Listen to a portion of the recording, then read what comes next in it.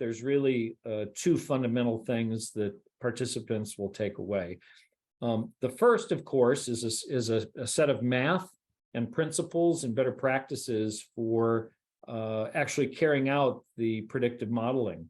Whether that predictive modeling is what we call our market damage simulation model, which helps you understand what the bottom line cost is of imperfect customer experiences, right? It attaches dollars and cents, which is very difficult to do, but it's the language that executives speak. So, one aspect of the predictive modeling we'll be talking a lot about in the boot camp is that market damage simulation model. And then a second skill set, I think, is having the calculus for understanding what matters most to customers and where investments in improving the customer experience will generate the greatest return on investment.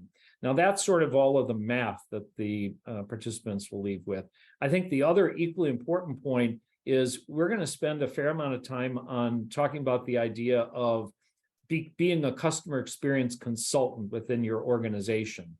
And that obligation is really what I think stands between many companies' abilities to benefit from the predictive analytics that are being used, because the process of understanding cost and business case is really a negotiation that you're entering into across your organization with different key stakeholders. And it's not as simple as just putting numbers on a page.